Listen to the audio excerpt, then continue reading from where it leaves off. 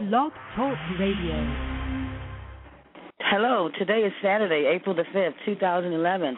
I'm Cookie Somerville, assistant to Al Wynn, the author of the book A Pimp and a Hustler. Thank you for joining us on the Al Wynn, A Pimp and a Hustler radio show. We have with us today Al Wynn and his other assistant, Dolores Harper. Hello, Dolores. Hello, Cookie. I'm Dolores Harper, Al Wynn's assistant, and good morning to you, Mr. Wynn. And good morning, Dolores, Cookie, and the radio audience. Cookie, why don't you tell the audience why we're here today? Sure. I would like to give our audience a little background today. Me and Dolores have worked with Mr. Wynn for 5 years on the trilogy of the book A Pimp and a Hustler, volumes 1, 2, and 3. In creating these books, it was very exciting watching the book take on form and life. Mr. Wynn has the ability to create a visual aid. When he's talking or writing every day, he would disclose to us that to create these books was his dream. He was very serious about it. Wouldn't you say so, Dolores? Yes, Cookie, I agree. This book has been a goal of Mr. Wynn's for many years. Me, being the mother of 2 children, a boy and a girl, I know that Mr. Wynn's book is written with the purpose of guiding the young people, hoping that his experiences will keep them from falling into the cracks that he himself fell into. This is the message that he is trying to convey with this book. I know that's very true, Dolores, because in beginning to discuss the book, A Pimp and a Hustler, I can tell what you're saying is true because Mr. Wynn's dedication is to his mother and to his grandchildren.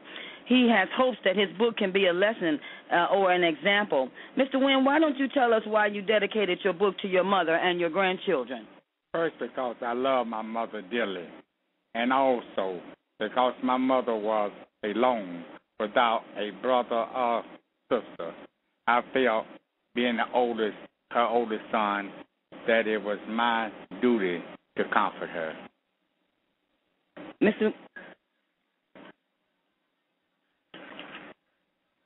Yeah, I know you realize that people make mistakes when they're raising children, and you learn from those kind of lessons.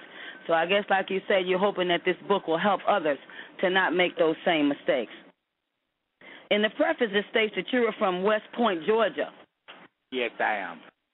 It also states that you and your family came here from Chicago. You were 8 years old. Yes, I was. I know the answer to this question, Mr. Wynn, because I helped you create this book, but I'm still amazed when you answer me. What is life, Mr. Wynn? Life is a school of good and bad breaks, but lesson hard learned reach the human soul and leave an imprint, and that imprint is experience. Dolores, what do you think about that answer? I think that it is an excellent definition of life. There's another thing that Mr. Wynn used to tell me. He used to explain to me what faith is. Mr. Wynn, what is faith? Faith is a substance of a thing hoped for and an evidence of a thing not seen that reaches out into the unknown and take a hold to that which is not until it become that which is. We need faith in order to survive, and Mr. Wynn called on his faith throughout his life. He let us know that no matter what the problem, even if it was to win money and gambling in order to give his mother car fare money for work, that he could ask God for it. And he believed that he would get it, and he did. This faith has brought him out of jail and enabled him to write a writ to get him out of a 5-year bit with little education and no knowledge of the law. And that writ is in a book in the law library today. I also know that it was faith that allowed Mr. Wynn to have several narrow escapes with his life. Yeah, I really am touched when you look at this book. This book is called A Pimp and a Hustler. Gives you such a different idea. I would just like to read a clause right from the preface. I believe that if it was not for the grace of God, I wouldn't be here.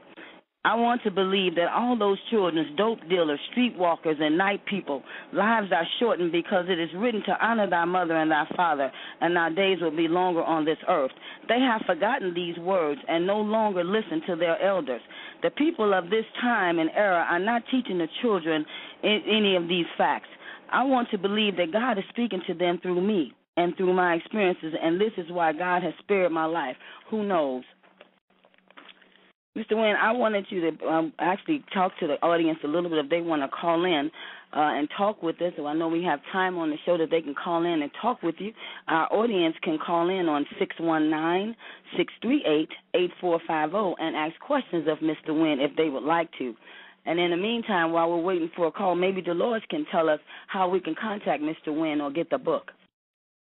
You may contact Mr. Wynn by phone at 773-315-7058 or by email at alwyn09@gmail.com, all lowercase, or on Facebook, Al Wynn. You can purchase the book on Amazon.com or at Azizi Books in Lincoln Mall in Matson, and also at Frontline Books on 53rd and Harper and Harper's Court in Hyde Park. It looks like we don't have many callers today with us being so new on the air. We can just move further on in our book and talk about it a little bit. Mr. Wynn, since you've written this book, has anything changed in your life? Has people been approaching you and asking you questions about your lifestyle? Yes, I have met people like the president of the bank. I gave her a book. I won't call I won't say the name of the bank. That's all right. Don't set anybody up. She's waiting on that second book. She's bugging me about the second book. Mm-hmm. I have had lawyers to read my book. They waiting on the second book. Mm-hmm. A whole lot of people want that second book to be out there. But I'm trying to get this first book off, and I think the name Pimp and a Hustler turned a whole lot of people off. You can't judge a book by its cover. Exactly. You got to get into it. And then when you get into it, I heard that you can't get out of it. Exactly. Well, I can profess to that, being with you while creating this book. Even the first chapter of this book, where you had to stand up right away at 18, being afraid with no real ammunition, had to go out and get into the world and become tough. How could you explain that to us today? Well, like I said before, and you just did, from faith. There you go. I had the faith that I could do it, and I did it. You had to go pick your woman up because that was your money maker. So That's what did right. you do, Mr. Wynn? I went and got her. You say with nothing in your pocket but your hand, huh? Right. Dolores, what do you think about that? I think that was definitely an act of faith. Sure. And I think also that if we talk about his goal, which is stated in the prologue, mm-hmm. that they would have a better idea of his purpose for writing this book. Oh, yeah. Well, certainly the purpose of writing the book, as we said, is he wants to be a message to the young people of today because he feels that right now so many problems. Is that correct, Mr. Wynn? Right. We've gotten away from the big mamas and the grandpas and everybody so young having children that the children are not learning anything and they're being learned by the computer. In our prologue in our book, our readers might not have our book. They might be a little deaf ears, so we'll have to read directly from the book. He had four main things that he wanted to talk about. The four main things that I think hinder the growth of our children is their environment, their respect level, their religion, and authority.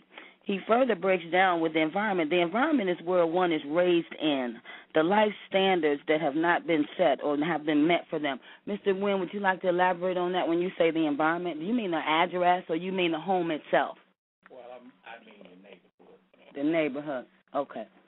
The neighborhood itself. The guys standing on the corner of the vacant lots, the wine heads, and all the environments that one is in or raised in. Okay. Well, Dolores, what do you think about that? Do you think it was imperative when you raised your two children, the environment that you was in, you think that played a part with your children? Oh, definitely. Okay. Yes.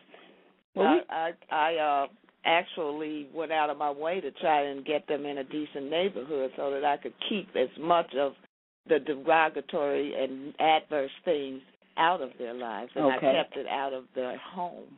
That's a beautiful thing. Mr. Wynn, moving on, this is your respect level, the respect and not accepting the teachings of our parents and elders and that they come in contact with every day. What do you mean by that? You mean the older people that we see on the street, we're not respecting them? We're not respecting, you disrespect them and everything.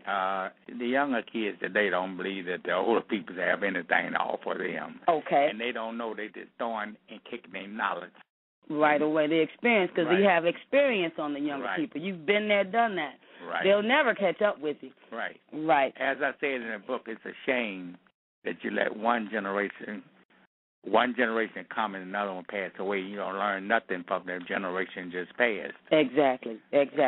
Well, we're lucky to have people of your stature and of your age group and category that can probably, with this book and other methods, help meet the children and help them. And we got to get them off the computers and get them off with the radios and stuck in their ears. We got to teach them something if we can. We can move further like religion. You're saying they took the religious teaching and prayer out of the school, and you feel that was very hurtful to the whole world, not just to the children in the United States, the whole world.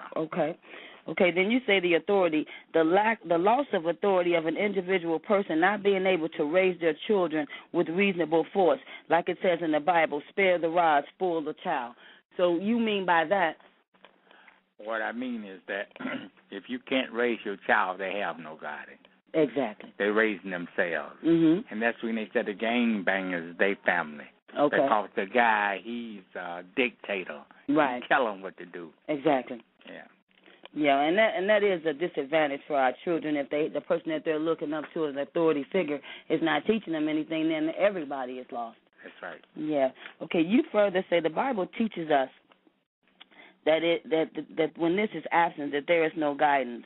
It's easy to speak out on a problem or a bad situation, but it is harder to come up with a solution to that problem. My part of the solution, I hope, will be my book, A Pimp and a Hustler.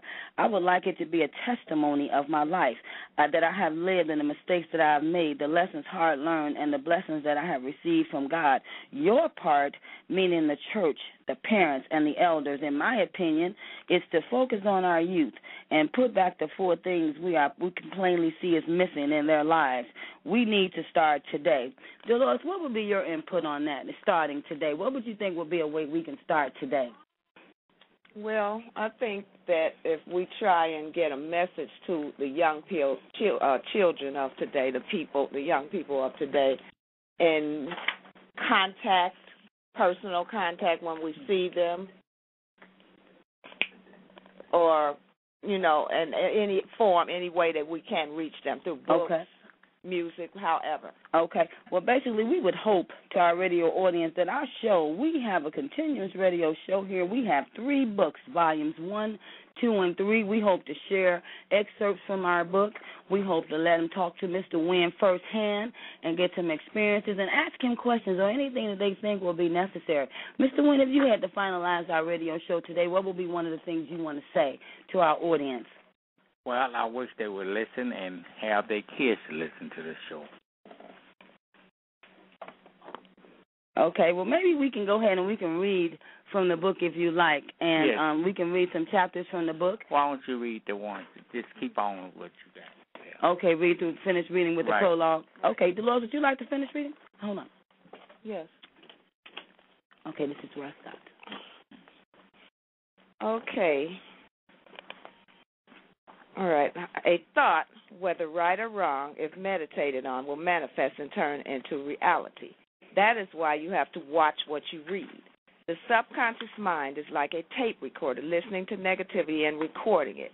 If your thoughts are negative, sooner or later your actions will be negative. Negative begets negative.